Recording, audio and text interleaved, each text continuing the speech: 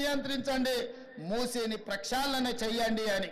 అందుకే కేంద్ర ప్రభుత్వ సహకారంతో మూసీ ఆక్రమణలు తొలగించి మూసీని ప్రక్షాళన చేసి ఒక అద్భుతమైన మూసీ రివర్ డెవలప్మెంట్ ఫ్రంట్ ను అభివృద్ధి చేసి పేదవాళ్ళకు అక్కడ వ్యాపారాలు చేసుకోవడానికి అవసరమైన అవకాశాలు కల్పిస్తాం. మరి ఇయాల మూసీ పరివాహక ప్రాంతంలో పేదలు ఆక్రమించుకొని ఉన్నారు. జిల్లాల నుంచి వచ్చి ఇల్లు కట్టుకొని ఉన్నారు. రూపాయి కూడబెట్టి గుడిసెలేసుకొని బ్రతుకుతున్నారు. వాళ్ళ పట్ల మానవత్వంతో వ్యవహరిస్తుంది ప్రభుత్వం. మూసీ నాలలో ఉన్న శాశ్వత నివాసదారులు ఎవరైతే ఉన్నారో వాళ్ళందరికీ డబుల్ బెడ్రూమ్ ఇల్లు ఇచ్చే బాధ్యత ఈ రాష్ట్ర ప్రభుత్వం తీసుకుంటుంది. దాదాపుగా 11,000 మంది అక్కడ ఇల్లు ఉన్నాయి. ప్రతి వాడికి 11 కాదు, అవసరమైతే 12,000 మంది అయినా ప్రతి వాడికి డబుల్ బెడ్రూమ్ ఇల్లు ఇచ్చి వాళ్ళని ఆత్మగౌరవంతో బ్రతకటట్టు ఈ ప్రభుత్వం పునరావాసం కల్పిస్తుంది.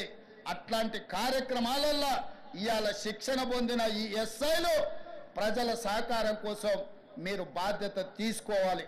అదేవిధంగా ఎక్కడైతే ఆక్రమించుకున్నారో మూసీలు, ఎఫ్టీఎల్, బఫర్ జోన్, నాలాలో ఉన్న వాళ్ళు తొలగించండి. ప్రభుత్వ భూముల్లో లేకపోతే ప్రైవేట్ భూముల్లో అనుమతి లేకుండా కట్టుకున్న వాళ్లకు వాళ్ళని ఏదైనా రెగ్యులరైజ్ చేయడానికి స్కీమ్ ఉంది. కానీ ఎఫ్టీఎల్, బఫర్ జోన్, నాలాల వాటికి రెగ్యులరైజేషన్ స్కీమ్ లేదు. ఇవ్వాలి, కాకపోతే రేపైనా వాటిని తప్పకుండా తొలగిస్తాం. వాళ్ళ పట్ల కఠినంగా వ్యవహరిస్తాం.